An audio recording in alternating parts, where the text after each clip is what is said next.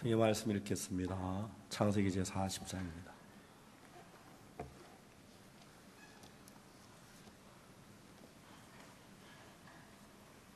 창세기 40장 1절 말씀부터 제가 읽습니다.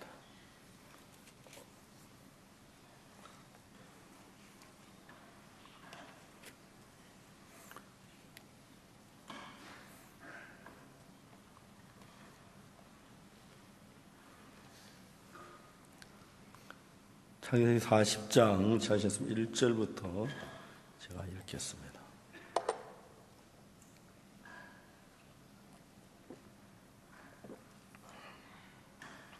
그 후에 애굽 왕의 술 맡은 자와 떡 굽는 자가 거주 애굽 왕에게 범죄한지라. 바로 그 두 관원장 곧 술 맡은 관원장과 떡 굽는 관원장에게 노하여 그들을 12대장 집 안에 있는 옥에 가두니 곧 요셉에 갇힌 곳이라. 12대장이 요셉으로 그들에게 수종하게 하매 요셉이 그들을 숨겼더라. 그들이 갇힌 지 수일이라. 옥에 갇힌 애굽 왕의 술 맡은 자와 떡 굽는 자 두 사람이 하룻밤에 꿈을 꾸니 각기 징조가 다르더라.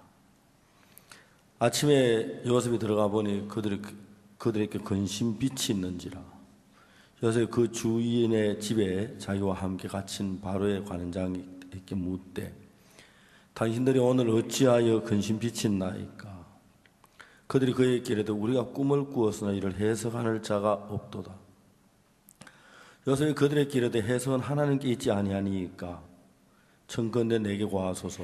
술 맡은 관장이 그 꿈을 요셉에게 말하여 가로되 내가 꿈에 보니 내 앞에 포도나무가 있는데 그 나무에 새 가지가 있고 싹이 나서 꽃이 피고 포도송이가 익었고 내 손에 바로의 잔이 있기로 내가 포도를 따서 그 즙을 바로의 잔에 짜서 그 잔을 바로의 손에 들였노라.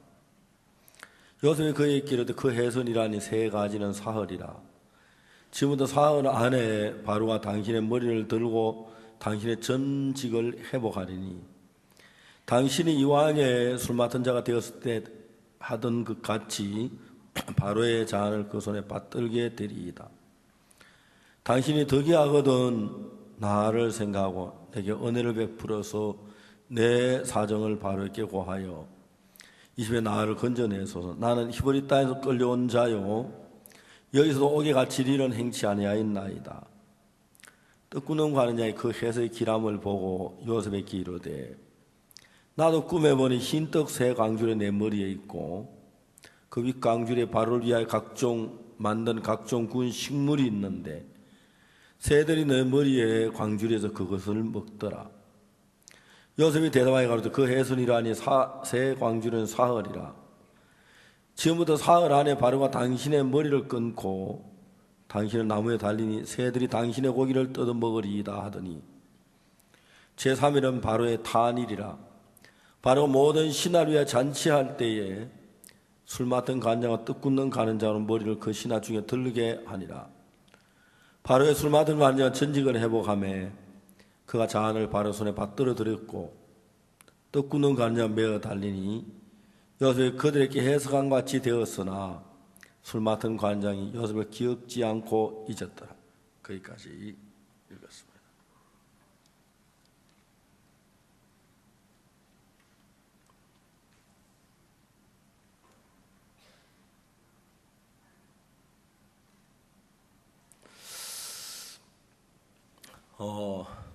셰익스피어의 소설 가운데 베니스 상인이라고 하는 소설이 있습니다.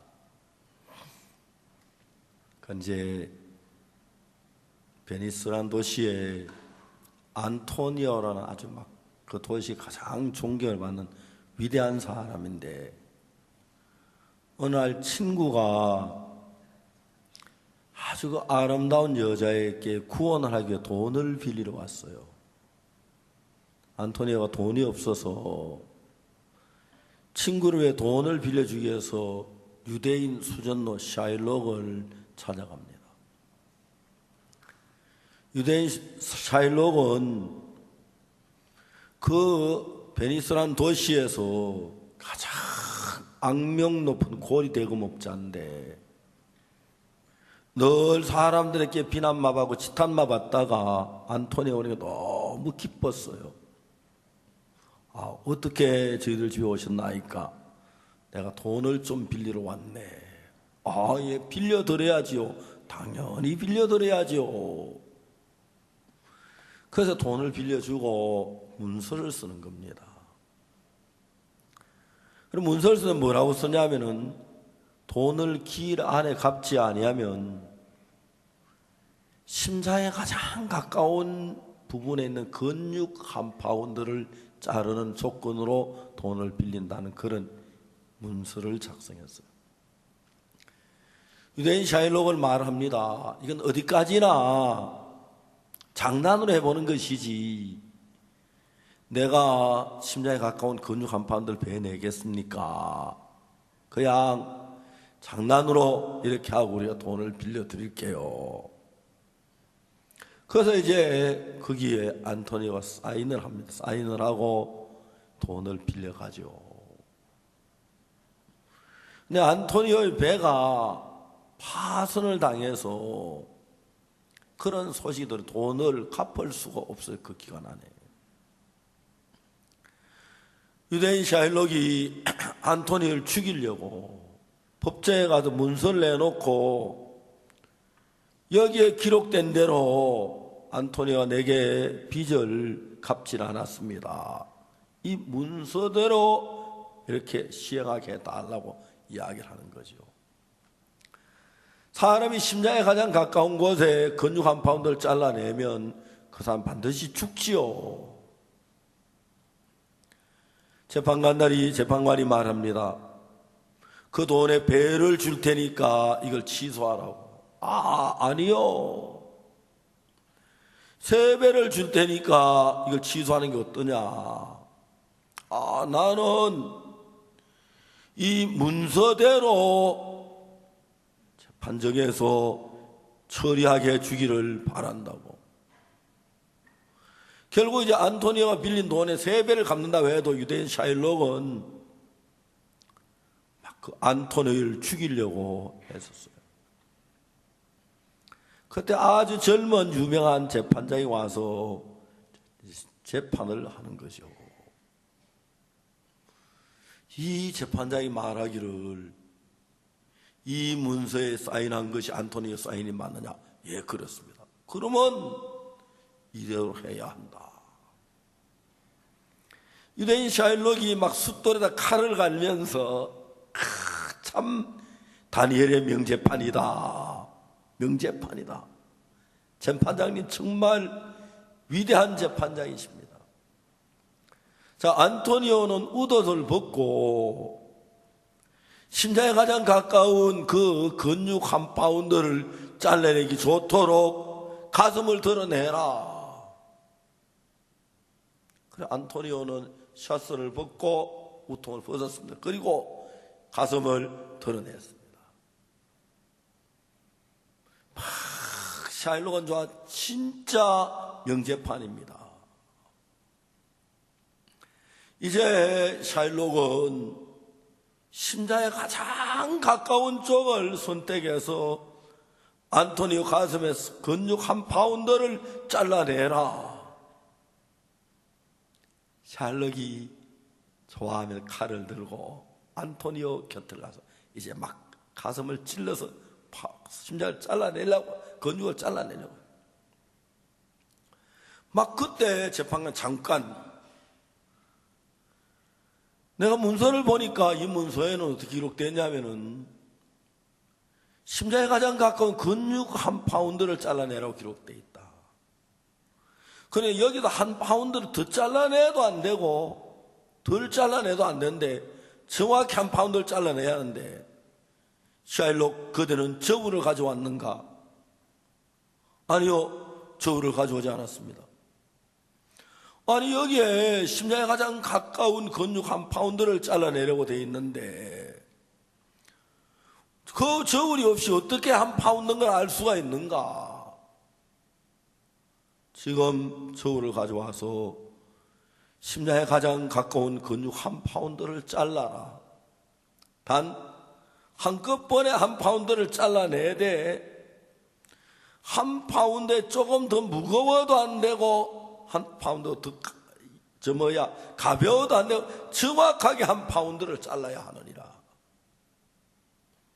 샤일록이 안토니를 죽이라고 계획했는데 그게 막 주춤해지는 거죠. 그리고 이 문서에는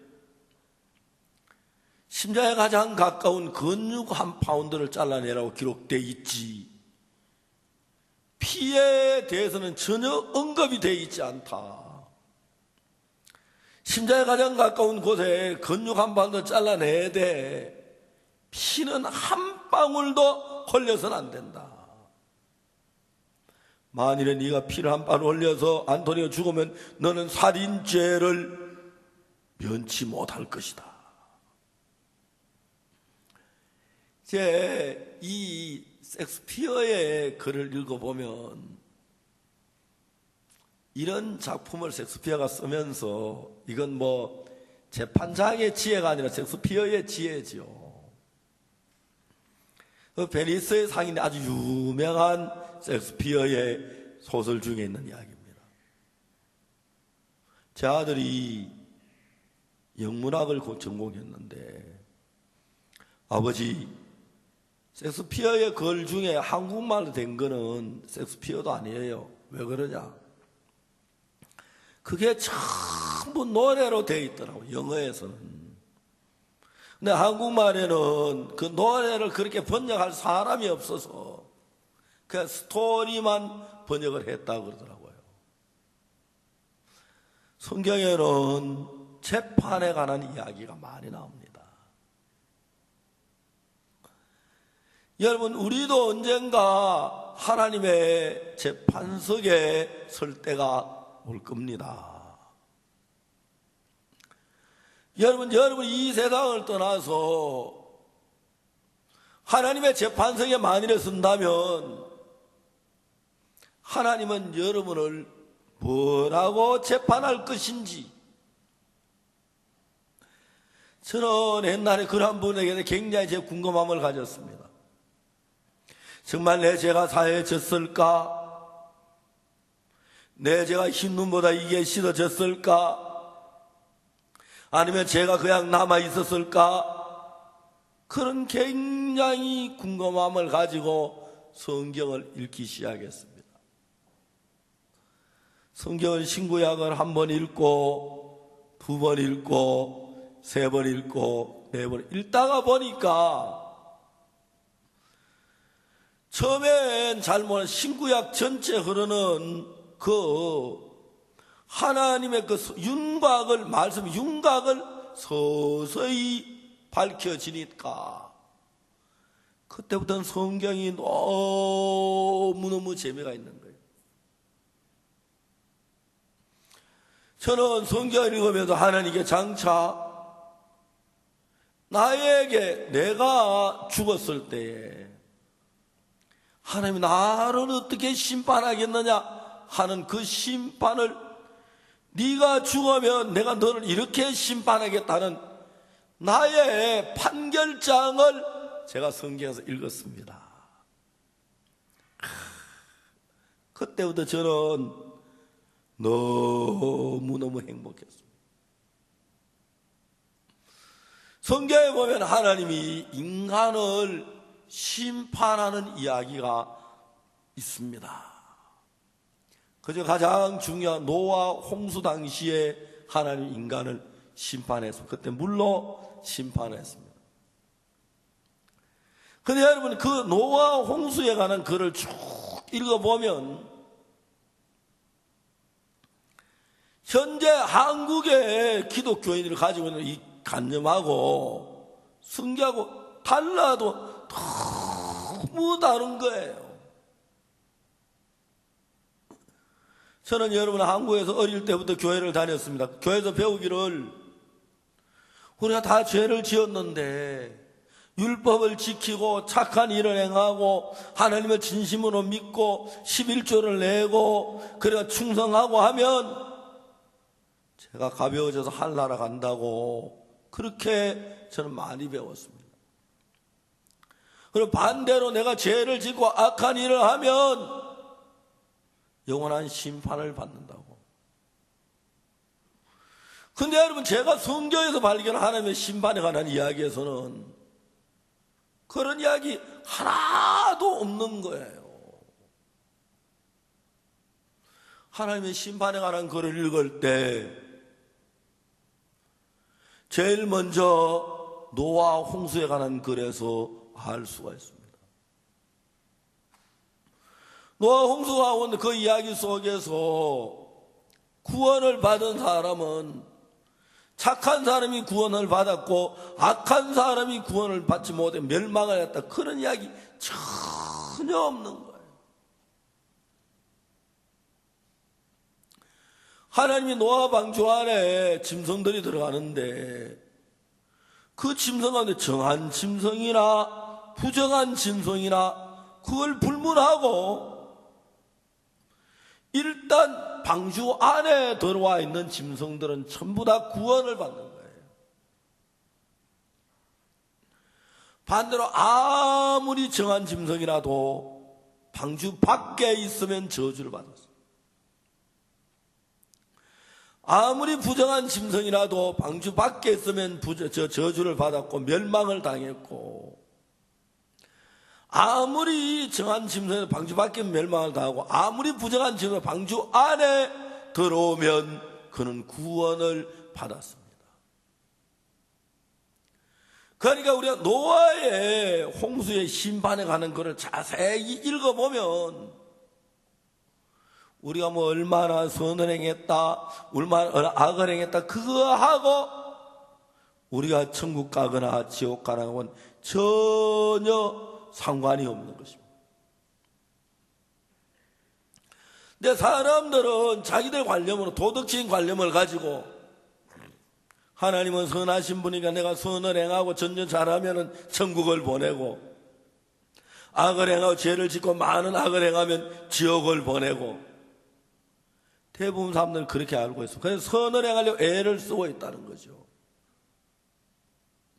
노아 홍수 때 멸망받거나 구원만 딱 두 가지로 결정이 되어지는데, 노아 홍수 당시에 멸망을 받는, 어떤 사람이 멸망받느냐 하면은 살인했거나 간음했거나 도적질했거나 악을 행했거나 그래서 멸망을 받는 게 아니고, 하나님께서 내가 세상을 물로 심판하겠다 했는데 그 하나님의 말씀을 듣지 아니하고 자기 생각을 따라, 난 착한 일을 했으니 하나님 나를 심판하지 않을 거야, 하나님 나에게 은혜를 베푸실 거야, 나를 도우실 거야, 나를 지키실 거야, 내가 이래 선을 행했는데. 제가 오래전에 베트남에 갔습니다. 베트남에 아주 나라의 전국적으로 존경을 받는 목사님을 한 분 만났습니다. 그분은 예수 믿는 조건으로, 예수 믿는 이유 때문에 14년 동안을 감옥에 살다가 나왔습니다. 베트남의 많은 기독교인들이 굉장히 존경하는 분입니다. 제가 그분을 만나 같이 이야기를 했습니다. 그래서 제가 당신은 하늘나라 갈 수 있다고 생각하냐? 아, 예, 갈 수 있죠. 왜 하늘나라에 갈 수 있다고 생각하냐고. 내가 14년 동안 감옥에 있었는데 하늘나라 내가 못 간다면 뭐 하려고 내가 감옥에 있었겠습니까? 내가 웃었어요. 성경 안 읽어봤느냐고. 읽어봤다거든. 예배서 2장을 읽어봤느냐고. 너희가 그 은혜를 인하여 믿음으로 말며 구원 얻었나니 이것이 너희에게 난 것이 아니요 하나님의 선물이라. 행위에서 난 것이 아니니 이는 누구든 자랑치 못하게 하려 합니다. 우리가 구원받는 것은, 죄사함 받는 것은, 하늘나라 가는 것은 내가 잘하고 못한 행위와 아무 상관이 없다고 성경 에베소 2장에 분명히 이야기하고 있습니다. 너희가 그 은혜를 나의 믿음으로 구원을 얻었나니 이것이 너희에게 난 것이 하나님의 선물이라. 내가 선을 행했기 때문에, 내가 정직하게 살았기 때문에, 내가 남을 위했기 때문에 내 행위로는 절대로 구원이 되어질 수 없다고 성경은 이야기합니다. 그래서 만일에 여러분 행위로 구원을 받을 수 있다면 노아 홍수 당시에 누가 구원을 받았겠습니까? 선한 일을 행한 사람이 구원을 받습니다. 근데 여러분 노아 홍수 당시에 구원받는 이야기 보면은 내가 얼마나 선을 행했느냐, 내가 얼마나 악을 행했냐, 내가 정직하냐, 그거하고 전혀 상관없이 하나님은 노아를 통해 말씀하시기를 사람의 죄악이 세상에 관영하고 그 끝날이 내 앞에 이르렀습니다. 내가 땅을 물로 멸하리라 그랬어요. 그럼 하나님 노아에게 너는 잣나무로 널 위해 방주를 지었대 그랬습니다. 그날부터 노아는 많은 사람들에게 외쳤습니다. 여러분, 사람의 죄악이 세상에 관영합니다. 죄가 하늘에 사무쳤습니다. 우리 인간이 하는 모든 것은 악뿐입니다. 그러니까 하나님이 홍수로 심판을 할 겁니다. 그러니까 여러분 방주를 만들어 방주에 들어가야지 선한 일을 한다고 구원받는 건 아닙니다. 방주를 만듭시다. 방주에 들어갑시다. 그래서 그 말을 하나님의 말씀을 노아를 통해 주신 하나님의 말씀을 그대로 믿고 받아들여서 하나님 물론 심판하시겠네, 방주를 만들어야겠네, 방주에 들어가야겠네, 하나님의 말씀을 믿은 사람들은 다 구원을 받았어요. 근데 여러분 참 많은 사람들이 하나님은 내가 물로 세상을 심판한다고 말씀하셨는데 하나님 말씀을 믿는 게 아니라 자기 생각, 비가 안 올 거야, 뭐 좀 오다 말겠지, 자기 생각, 하나님하고 다른 자기 생각을 가지고. 그래서 여러분 하나님은 지금 마지막 심판 때에도 네가 네 생각을 따라갔느냐, 내 말씀을 따라갔느냐. 구약 성경의 심판에 관한 이야기 두 가지 큰 게 있는데, 하나는 노아 홍수의 심판을 얘기하고, 하나는 이스라엘에서 애굽에 나올 때 유월절 날 하나님의 천사가 애굽을 지나가면서 집집마다 들어가면서 칼로 장자를 죽이는 심판을 행할 때였어요. 그때 모세가 이스라엘 백성들에게 얘기합니다. 이 밤에 내가 애굽의 집집마다 들어가서 사람 장자를 죽일 텐데, 너는 이날 저녁 해질 때, 정월 14일 저녁 해질 때 양을 잡아서 양의 고기를 삶아 먹지, 불에 구워 먹고 그 피를 설주와 임방에 발라라. 내가 피를 볼 때에 너희 집을 넘어간다. 내가 그 밤에 애굽 다니는 집집마다 다 다닐 거야. 나는 다른 거 아무것도 안 봐. 너희들이 얼마나 착한 일을 했는지, 얼마나 진실하게 살았는지, 얼마나 정말 남을 위해 희생했는지, 나는 그날 밤 그건 절대 안 봐. 다만 내가 보는 것은 문에, 설주에나 임방에 피가 묻어 있느냐 안 묻어, 난 그것만 볼 거야. 어느 집이든지 간에 설주나 임방에 피가 칠해져 있지 않는 집은 내 아들 칼로 장자를 죽일 거야.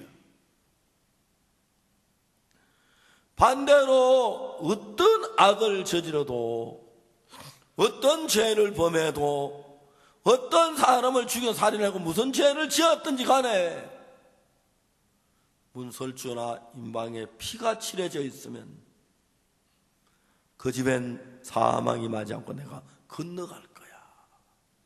건너갈 거야.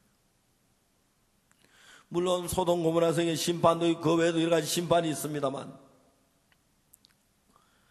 구약 성경에 나타나는 심판의 두 가지는 노아 홍수의 심판과 유월절의 심판, 이 두 가지 심판이 우리의 심판을 말해주고 있습니다.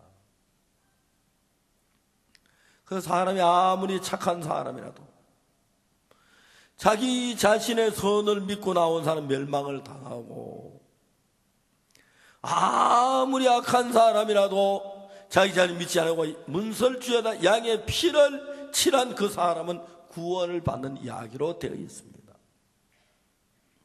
그런데 여러분, 사람들 성경을 자세히 모르기 때문에 내가 악하지만 선한 일을 많이 하면, 선한 일을 하면 하나님이 나를 축복에 도와주시고 은혜를 베풀 줄로 그렇게 생각하는 사람들이 너무너무 많습니다. 하나님은 성경을 읽으면 그렇게 세상을 심판하지 아니하십니다. 오늘 저에게 읽은 창세기 40장은 구원을 받는 사람과 멸망을 받는 사람 이야기인데, 술 맡은 관원장과 떡 굽는 관원장. 우리가 오늘 오전에 얘기한 요셉이 보디발의 아내의 모함을 받아서 감옥에 있습니다. 어느 날 바로 왕에 매일 그 떡을 구워가지고 바로의 식탁에 올리는 떡 굽는 관원장하고, 바로왕이 이제 그 술을 마실 때 술을 늘 주면 술을 드리는 술 맡은 관장하고 두 사람이 같은 이제 부엌에서 근무를 했겠지요. 술 맡은 관원장은 바로왕을 위해 술만 준비하는 사람이에요. 큰 광에다가 여러 가지 술을 담그지요. 매실주, 사과주, 그리고 진달래주, 인삼주, 또 이러면 사주라고 하는 것도 있습니다. 옛날 사람들은 뱀을 병에다 넣다, 살아있는 뱀을 병에다 넣고 거기다 이제 술을 놔가지고 있다가 나중에 그 술을 한 10년, 20년 그 술을 따르면 약이 된다고 하는 소리 있는데, 그런 것도 있고, 이제 술 맡은 관원장은 이제 막 쭉 술을 준비합니다. 잔치 때는 어떤 술을 마시고, 왕이 소화 안 될 때는 어떤 술을 갖다 드리고, 식사 후에는 어떤 술을 갖다 드리고. 저는 어릴 때부터 구원을 받았기 때문에 술을 한 모금씩 약간 입에 대보기나 성찬식 때 먹어보긴 해도 술을 막 마셔본 적은 없어요. 이스라엘에 갔는데, 이스라엘에 가서 식당에 저녁에 식사하는데 그 식사 때마다 포도주가 나와요. 포도주를 그냥 막 컵에 따라주는 게 아니고 아예 병으로, 사람이 우리 한 10몇 명 가니까 서너 병 탁 갖다 주는 거예요, 마시라고. 그 포도주 서너 병을 그냥 안 마시고 아까워가지고 우리 마시라 그랬어요. 지금 세상 떠나신 김종철 장로님 옛날에 포도주를 많이 마셔봤다고 하더라고요. 이거 맛이 좋고 약간 떫은 맛이 이렇게 좋은 거라고 막 저도 조금 입에 대봤어요. 그러다 나중에는 아까워가 다 가져왔어요. 그 이스라엘 형제자매들 그 성찬식 할 때 포도주 쓰라고 주고 그랬어요. 술 맡은 관원장은 부엌에 갖가지 광에다 술을 담궈놔요. 그리고 이제 왕이 언제든지 필요할 때마다 술을 잔치 때 손님이 왔을 때 다 갖다 달리 그 일만 전담으로 하는 사람이 술 맡은 관원장이에요. 그 다음에 이제 또 한 사람 떡을 굽는 관원장인데, 이 사람은 바로왕 그 왕궁의 바로왕의 그 식탁에 떡만 만들어서 갖다 올리는 일을 하는 거예요. 바로왕이 제일 좋아하는 밀은 어느 지방에서 나는 밀이고, 그 밀을 빻아서 가루를 가지고 어떻게 빵을 만들면, 저는 독일에 가면 빵을 좋아해요. 독일에 불첸이라고 있는데, 유럽에는 빵이 참 맛있어요. 유럽에는 먹을 게 빵밖에 없어요. 뭐 야구르트 빵, 그리고 뭐 소세지, 그리고 치즈. 미국에는 빵이 그렇게 맛있는 빵이 없어요. 유럽만큼. 그 대신 미국은 스테이크나 그런 게 맛있어요. 전 세계는 먹는 것밖에 모르니까요. 그런데 어느 날 이 술 맡은 관장하고 떡 굽는 관원장, 이 두 사람이 죄를 지어가지고 감옥에 갇힌 거예요. 근데 마침 요셉이 있는 그 감옥에 들어왔어요. 그 시위대장이, 요셉아, 너는 이분들 술 맡은 관장 떡 굽는 감옥에 있는 이분은 시중 들고 이분을 섬겨. 네, 알겠습니다. 요셉은 감옥에 가서도 종살이 하는 거예요. 어느 날 요셉이 아침에 일어나 보니까 술 맡은 관이나 떡 굽는 관이 둘이 깊이 근심이 가득 차 있는 거예요. 옛날에 제가 군 생활할 때 매일 점심 때마다 결혼 지각석 하는 연속극을 했어요.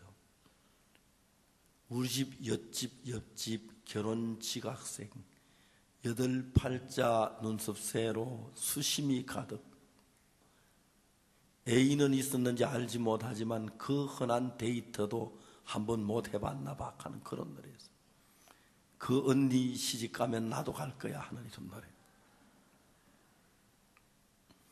그날 아침 술 맡은 가는 자하고 떡 굽는 가는 얼굴에 수심이 가득한 거예요. 그래서 요셉이, 아니 당신들 오늘 아침에 뭐 기분 나쁜 일이 있습니까? 무슨 걱정거리가 있습니까? 왜 얼굴에 수심이 가득하십니까? 아, 우리가 꿈을 꾸었는데 분명히 무슨 징조가 있는 꿈인데 해석하는 사람이 없어 근심하고 있다고. 아, 그렇습니까? 해석은 하나님 하실 텐데 저한테 들려주십시오. 제가 해석해 드리겠습니다. 술 맡은 가는 장이 이야기를 하는 거예요. 내가 꿈에 보니까 내 앞에 포도나무가 있는데 가지 셋이 있고 싹이 나고 꽃이 피어 포도 열매가 맺고 익어서 내 손에 바로에게 드릴 잔이 있는데 잔이 비어있기로 내가 포도에서 보난 포도를 따서 짜서 즙을 갖다가 바로의 손에 드렸노라. 그 이야기를 하는 거예요. 그리고 요셉이 딱 꿈을 해석하는데 뭐라고 해석하냐면 그 세 가지는 3일인데 3일 안에 당신이 전직을 해보고 전에 하던 것처럼 바로왕에게 술을 갖다 드리게 되고 감옥에 나가게 될 거라고 그렇게 해석을 하는 거예요. 떡 굽는 관원장이 술 맡은 관원장 꿈이 너무 좋으니까 자기도 이제 좋다고 나도 비슷한 꿈을 꾸었는데 내가 흰떡 새 광주를 이고 가는데 제일 윗 광주리에 바로를 위한 각종 구운 식물들이 있는데 공중의 새들이 그 광주리에 구운 것들을 먹더라. 요셉이 해석하기를 새 광주리는 사흘인데 사흘 안에 바로가 당신을 나무에 매달 텐데 공중의 새가 당신의 고기를 뜯어먹게 되리라. 제가 요셉이 꿈을 해석한 너무 기맥힌 거예요. 제3일은 바로의 탄일인데 바로가 신하들을 위해 잔치를 하면서 술 맡은 간원장을 떡 굽는 간장을 불러서 술 맡은 간원장은 요셉의 꾼대로 다시 술을 맡아 왕에게 드리게 됐고 요셉의 꾼대로 떡 굽는 간원장은 잡혀가지고 목이 나무에 매달려 죽임을 당한 그 이하의 꿈대로 됐다. 그러니까 저는 이제 이 요셉이 꿈꾼 꿈의 그 결과는 알았어요. 근데 너무너무 궁금한 건 이 꿈을 보고 어떻게 사흘 안에 당신이 산다고 얘기를 했을까? 그게 이제 내 머리로 안 풀리는 거예요. 술 맡은 간장은 내 앞에 포도나무가 있는데 가지 셋이 있어서 꽃이 피고 열매가 맺고 익어서 그걸 따다 밭집에 짜서 바로에게 갖다 줬다. 그게 어떻게 해석이 돼서 3일 만에 다시 산다고 해석을 했는가? 결론을 알잖아요. 이제 그 구원받는 이야기. 반대로 떡구는 간장은 내 머리 흰떡 새 광주리가 있는데 제일 이 광주리에 바로 위에 구운 각종 식물이 있는데 공주의 새들이 그 위에 강주에 그걸 먹더라. 아무리 내가 생각을 해도 우리가 볼 땐 꿈이 둘 다 비슷비슷한데 하나는 구원받는 이야기고 하나는 멸망받는 이야기예요. 저는 이제 정답은 아는데 어떻게 포도나무가 있고 가지 셋이 있는데 그 싹이 나고 꽃이 피고 열매를 맺어 익어서 그걸 쩝을 짜다가 바로 앞에 갖다 드렸는데 이건 구원이고 어떻게 머리에 흰떡 새 광주리가 있는데 제일 위에 바로 위에 각종 구운 식물인데 공주의 새들이 그걸 먹더라. 그건 사형 멸망이고 어떻게 그게 됐지?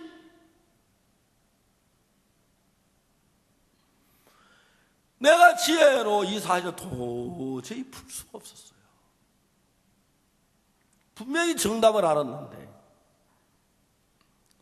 제가 성경을 읽고 기도하는 중에 어느 날 하나님이 이 꿈이 어떻게 그렇게 되는지를 자세히 내게 보여주신 거예요. 술 맡은 간원장은 꿈에 보니까 내 앞에 포도나무가 있는데 그렇게 돼 있죠? 맞습니까? 그렇게 돼 있죠? 술 맡은 간에 그 꿈을 요셉에게 말하여 가로되 내가 꿈에 본 내 앞에 포도나무가 있는데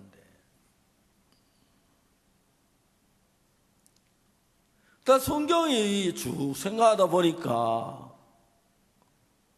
요한복음 15장에 예수님께서 나는 포도나무요 하는 이야기가 있는 거예요.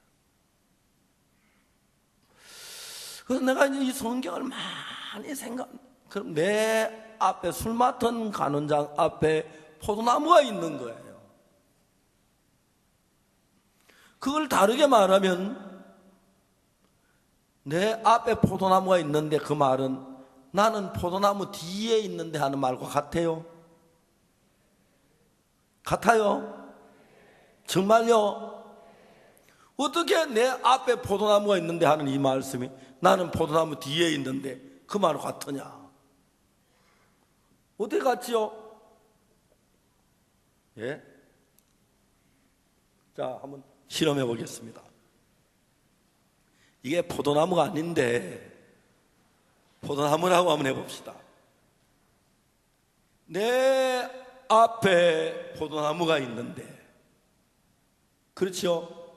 그럼 이런 상태잖아, 그죠? 내 앞에 포도나무. 그러니까 나는 포도나무 뒤에 숨은 거예요. 내 앞에 포도나무가 난 포도나무 뒤에 숨은 거예요. 그래, 이 성경을 읽다가 내가 무슨 생각하냐면, 요한복음 8장에 가늠한 여자, 가늠하다 잡혔습니다. 돌에 맞아 죽기 위해서 가늠한 여자 끌려가고 있었는데 예수님이 오셨습니다. 그러니까 이제 서기관들과 바리새인들이 쫙 모여있고 그저 돌로 치려고 하는 사람들이 딱 있는데, 이제 예수님이 계시고 가늠한 여자가 있습니다. 서기관들이 말했어요. 선생이요, 이 여자가 가늠하다 현장에 잡혔습니다. 모세는 율법에 이런 여자를 돌로 치라 명하였고 선생은 어떻게 말하겠나이까. 그러니까 이제 그 문제를 누가 해결해야죠? 예수님이. 그럼 예수님 한 발짝 앞에 나서겠지, 그죠? 여자는 뒤에 숨는 거예요. 여러분, 우리가 내가 앞에 있느냐, 예수님이 앞에 있느냐, 이건 굉장히 중요한 문제예요. 내가 앞에 있다는 것은 내가 이 문제를 해결한다는 이야기고, 이제 예수님이 앞에 나오고 가늠한 자는 예수님 뒤에 숨으면 그 문제 누가 해결해요? 예수님이 해결하는 거예요. 그러니까 여러분, 우리가 이 성경을 읽어보면 성경에 아주 중요한 이야기가 많아요. 그 중에 이 심판에 관한 이야기인데, 내 앞에 포도나무가 있는데 나는 포도나무 뒤에 숨어서 자세히 봤어요. 그러니까 이제 포도나무가 싹이 나고 꽃이 피고 열매를 맺어서 포도가 익었어요. 자, 이제 이 술 맡은 관원장이 손에 바로에 향한 잔이 있는데 바로왕 앞에 나가려고 하니까 잔이 비어 있는 거예요. 내가 바로왕 앞에 술을 갖다 드려 잔이 비어서 어떡하나 하는데 보니까 앞에 포도나무가 있어요. 그리고 포도가 싹이 나고 꽃이 피고 열매를 익었단 말이에요. 그러니까 이 술 맡은 관원장은 자기가 뭘 한 걸 가지고 바로왕 앞에 나간 게 아니고, 누가 한 걸 가지고 나가요? 포도나무가 한 것. 포도나무 꽃을 피우고 포도나무가 열매를 맺고 포도나무 열매가 익었죠, 그죠? 그러니까 이제 포도나무 한 것, 예수님이 하신 걸 가져간 것. 그게 뭐냐면 포도주 십자가에 흘린 피를 가리켜 말하는 것입니다. 술 맡은 관원장은 왕 앞에 죄를 짓고 와서 너무너무 두려웠어요. 내가 죄를 지었는데, 왕이 나를 감옥에 넣으셨는데 우리 집에 아내는 어떻게 지낼까? 아이들은 잘 있을까? 내가 어떻게 감옥에 나가게 될까? 아니면 내가 죄를 지어 죽게 될까? 너무 두려웠어요. 그런데 술 맡은 관원 꿈에 포도나무가 있고 가지 셋이 있는데 포도에 꽃이 피고 열매를 맺어서 익어서 포도의 즙을 짜서 드렸다. 예수님의 피를 가리켜 말하는 거예요. 우리가 하나님 앞에 나갈 때 술 맡은 관원과 같이 나가야 하는데, 술 맡은 관원이 어떤 마음으로 나갔느냐 하면 하나님, 나는 죄가 많습니다. 죄를 지어서 감옥에 왔습니다. 나는 멸망을 받을 수밖에 없는 인간입니다. 그러면서 바로의 잔에 포도즙을 가지고 간 거예요.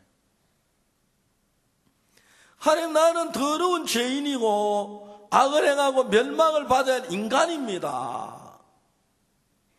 그런데 여기 이 포도주 예수님의 피를 보십시오. 이 피는 왜 십자가에서 흘려졌지요? 이 피는 십자가에서 흘려진 피인데 왜 흘려졌습니까?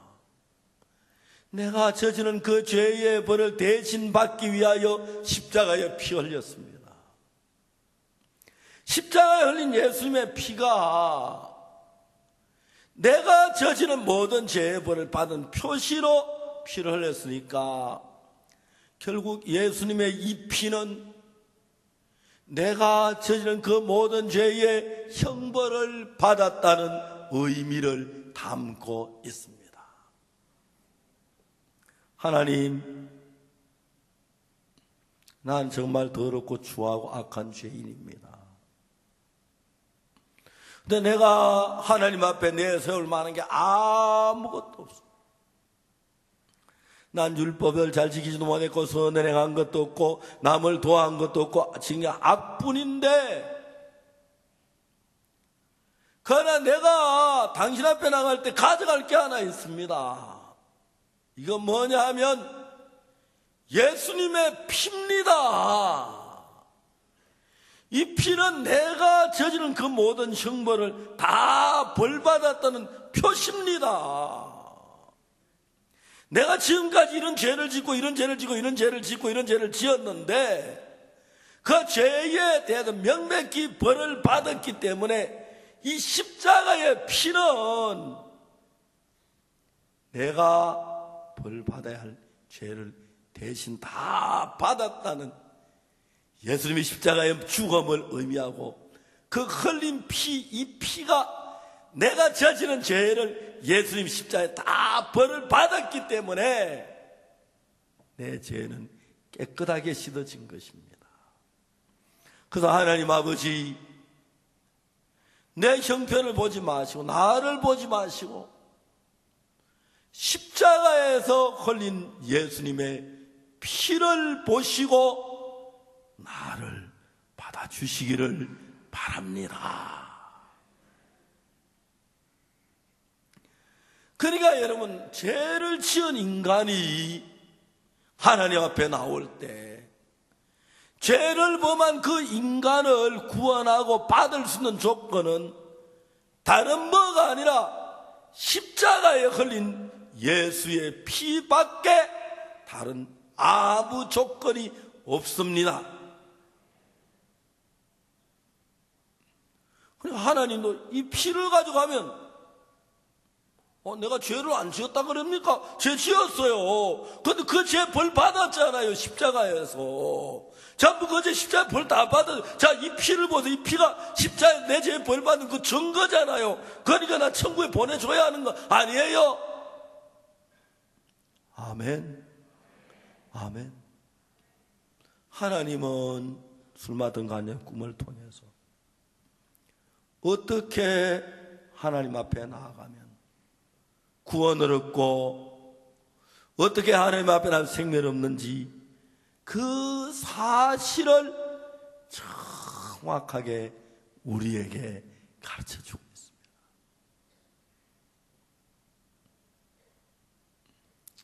저는 머리카락이 깁니다.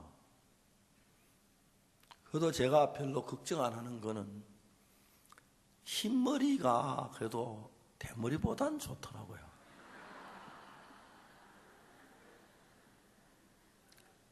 제가 죄송하면 이런 얘기하면 또 인신공격하는 것이 될까봐 요즘 하도 말을 조심해야 하는데, 유홍열 목사님은 검은 머리 가지고 있어도 거의 속이 비었어요.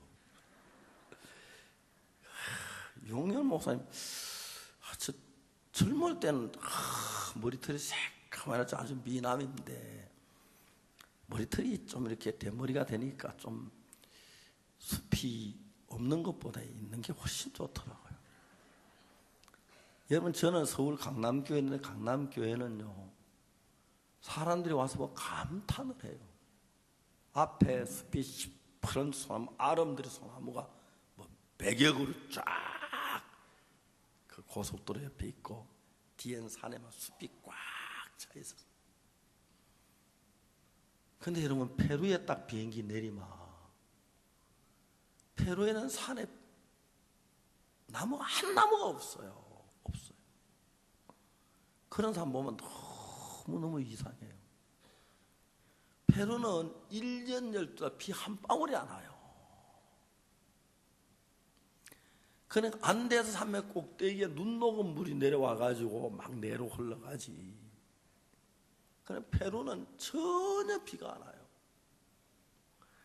페루에 만일에 하루 저녁만 비 오면은 지붕 새는 집이 반 이상이에요. 페루 사는 거 지붕 거의 안 해요. 그냥 뭐만 설치해 놔도 비가 1년 내내 안 오니까요. 저희들 교회는 뒤에 숲이 울창해요. 또 이번에 저희들이 올 초에 4,950평을 샀어요. 아주 좋은 산을. 그래서 지난 주말에 토요일 날 우리 교회 형제들 와서 거기다 이제 오솔길도 내고 거기다 이제 뭡니까 벤치도 놓고 농구장도 막 그러려고 이제 막 다 준비를 했어요. 너무너무 좋아요. 페루는 전혀 산이 아예 처음부터 대머리가 아니라 나지도 않았어요. 아예 빠지도 않고 그냥 시커먼 흙무더기로 있어서 이상해요. 근데 페루에 어떤 한국에 오더니 한국은 산이 답답해 보인대요. 왜 그러니까 나무가 꽉 차게 막 너무 답답하고 페루는 시원해 보이는데 사람마다 진짜 해석이 각가지다 싶어요. 저는 머리가 흰머리가 많아요. 근데 이제 젊을 때는 이렇게 염색을 좀 했었어요. 근데 왜 안 하냐면 염색하는 눈이 상당히 나빠지더라고요. 저는 뭐 요즘은 좋은 염색이 하겠는지 모르지만 눈을 굉장히 아껴요. 그래서 제일 싫어하는 게 후레쉬 가지고 사진 찍는 게 제일 싫어해요. 제가 앞으로도 좀 성경을 더 읽어야 하기 때문에 눈을 굉장히 많이 보호하는 편이에요. 그래서 염색을 안 했는데 어떨 때 말입니다. 여기다 기름을 약간 바르면 새카만 색 속에 있는 그 새카만 머리카락 여러 개 있어요. 10개 넘어요. 드러나요. 그래서 머리를 까맣게 덜 마를 때 보면 검은 머리 굉장히 많은데 바짝 말려 놓으면 흰머리밖에 안 보이는 것 같아요. 그래도 상당히 많아요. 자세히 세려보면 100개, 1000개 넘을 거예요. 하여튼 뭐 쓸 때는 얘기를 했습니다만은 우리가 보기에 어떠냐 그 전혀 상관하지 말아요. 하나님은 여러분이 아무리 선을 해도 그거 안 봐요. 알겠습니까? 그거 안 봐요.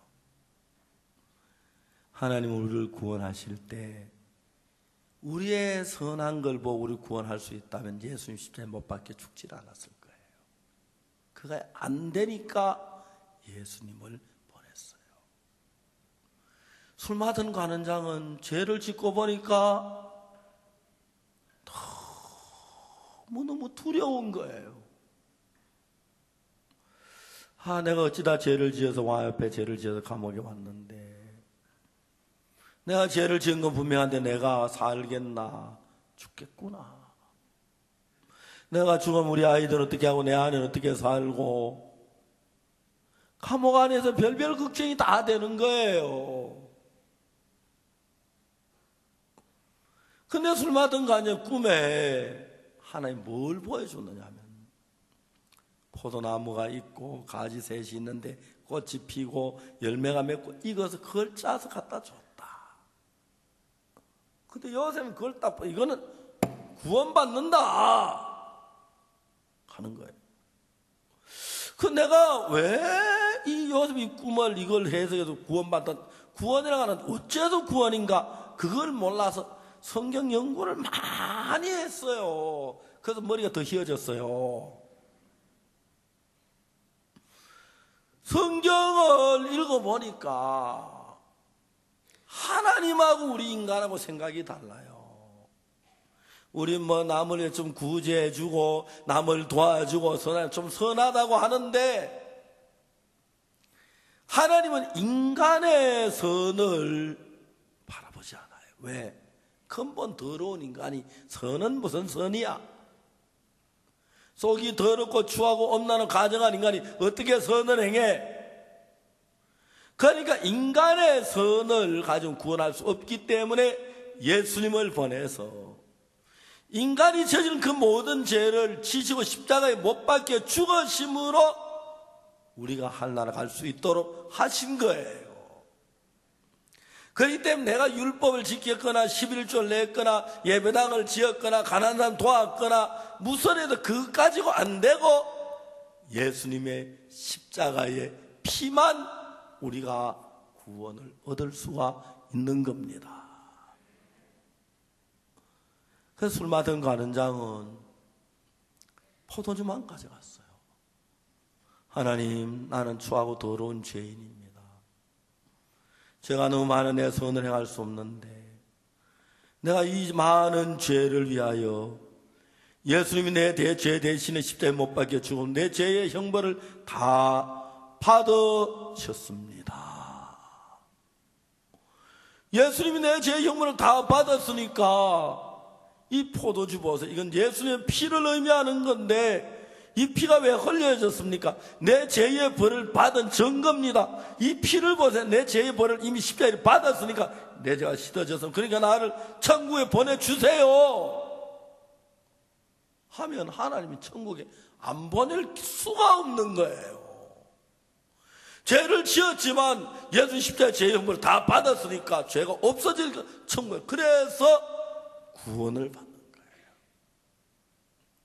떡 굽는 관원장은 그러질 않았어요. 내 머리에 흰떡 새 광주리가 있는데 흰떡 새 광주리면 그냥 이고 가면 되는데 흰떡도 예수님을 가리키는데 예수님이 이제 우리가 성찬식 할 때 떡과 포도주를 마시잖아요. 떡은 예수님이 우리를 위해 지키신 살을 기념하는 것이고 포도주는 예수 우리의 흘린 피를 기념하는 것입니다. 예수님 우리 죄를 위하여 죽기에 십자가에 못 박혀 살이 찢어져서 그 떡은 찢어진 예수님의 살을 의미하고 내 죄 때문에 그 포도주는 우리를 위해 흘린 예수님 피를 의미하는데 그 떡 굽는 관원장도 술 맡은 관원장처럼 그냥 흰떡 새 광주리 이거 예수님 시키신 그 살을 보시고 나를 구원해 주세요 하면 되는데 이 사람은 예수님 날 위해 십자가에 못 박혀 죽었지만 그래도 뭐 좀 부족할 것 같이 느껴진 거예요. 그래서 뭘 좀 더 해야겠다는 생각이 들었어요. 아무리 예수님 십자가에 못 박혀 죽어서 내 죄를 위해 사했지만은 그건 내가 가만히 있어서 되겠나? 뭘 좀 더 해야지, 더 열심히 해야지, 더 선한 일을 해야지. 그건 어떤 면으로 보면은 굉장히 좋은 것 같지만 다른 면으로 보면은 예수님의 십자가가 부족하다는 의미를 나타내는 겁니다. 예수님이 십자가에 피 흘려 죽으신 그 죽음은 우리를 죄에서 건지기에 부족함이 없고 우리의 모든 죄를 손끝만큼도 남김이 없이 전부 넘겨져서 그 죄의 형벌을 받았기 때문에 십자가에 흘린 그 보혈 하나로 우리의 모든 죄는 흰눈보다 더 희게 씻어졌다는 것입니다. 그렇기 때문에 우리가 예수님의 그 피를 힘입고 우리가 지키는 그 살을 힘입어 흰떡 새 강주리만 이고 하면 되는데 아무래도 좀 부족해 보이고 모자라 보이고 안 될 것처럼 보이고 쉽게 말해서 십자가에 흘리신 주의 고난을 내 죄를 사하기에 부족하다고 믿으니까 예수님의 죽음이 내 죄를 사는데 다 못 사했다고 믿고 있는 어리석은 사람들입니다. 오늘 한국에 떡구는 간장 같은 사람이 너무 많습니다. 예수님 십자가에 내 죄를 위해 죽으셨지만 또 내가 많이 죄를 짓고 했으니까 내 죄가 남아있을 거야. 다 못 씻어줄 거야. 그러니까 내가 뭘 좀 해야 돼. 그 위에 뭘 좀 더 얹어가지고 가야 돼. 떡구는 간장 그런 마음을 가졌습니다. 다시 말해서 십자가를 믿지를 않았다는 것입니다. 우리가 이 이야기를 내일 좀 더 구체적으로 하겠습니다만, 사랑하는 여러분, 예수님의 십자가를 무시하지 마십시오. 그 십자가는 우리의 어떤 죄든지를 불문하고 씻기에 부족함이 없었습니다. 어떤 악도, 어떤 죄도 씻기에 충분했기 때문에 예수님의 피가, 예수님의 찍히신 그 살이 우리 죄를 위해 형벌을 받았다는 증거가 되기 때문에 그것만으로 우리를 구원하기에 충분합니다. 거기에다 여러분의 어떤 노력이나 여러분의 선이나 여러분의 정직함이나 여러분의 진실함을 보탠다면 오히려 예수님의 십자가의 능력을 약화하고 부족하다고 느끼는 사람들이 하는 행동이기 때문에 결론적으로 십자가에 우리 죄를 사신 것을 믿지 않는 자가 되기 때문에 그는 메어 달리고 멸망을 당하는 떡 맡은 간녀같이 될 수밖에 없다는 사실을 성경은 우리에게 정확하게 이야기합니다. 사랑하는 여러분, 오늘 제가 겸손하게 묻고 싶습니다. 우리가 하늘나라 가기 위해서 예수님의 피 외에 다른 게 더 필요합니까? 한번 대답해 보세요. 정말 묻고 싶습니다. 우리가 하늘나라 가기 위해서 예수님의 피 외에 다른 것이 또 필요합니까? 우리가 좀 더 선을 행해야 하고 또 다음 노력을 해야 하고 율법을 지키고 그래 해야 할 필요가 있습니까? 예수님의 피 하나로 만족합니까? 예수님 지키신 그 살로 우리 죄가 사하신 게 확실합니까? 그걸 믿어야 합니다. 그걸 믿는 사람은 복된 사람입니다. 그것을 믿지 않는 사람은 사탄에 속아서 자꾸 내가 뭘 좀 더 해야 할 것 같은 거예요. 예수 날 위해 안 죽은 게 죽어서 그렇지만 내가 좀 더 뭘 해야지. 그런 마음을 가진 사람은 예수님 내 죄를 사하신 게 부족하고 예수님 잘못한 걸 내가 하려고 하니까 내가 예수님보다 더 잘난 사람이 되니까 얼마나 교만한지 모르는데 그것도 모르고 자꾸 그냥 뭐 아무것도 안 해도 돼. 감람 밑에 입 열고 있듯이 그냥 기다리면 돼. 아무것도 안 해도 예수님이 다 하셨는데. 아멘. 사랑하는 여러분, 여러분들의 죄는 우리 노력을 씻어주지 않아 예수님으로 말미암아 되어집니다. 알겠습니까? 예수님 십자가에 못 박혀 죽으니 그 죽음으로 우리 죄는 씻기에 부족함이 전혀 없습니다. 흰눈보다도 이게 씻기에 완벽했습니다. 그래서 우리가 예수님을 믿는 것입니다. 기도하겠습니다.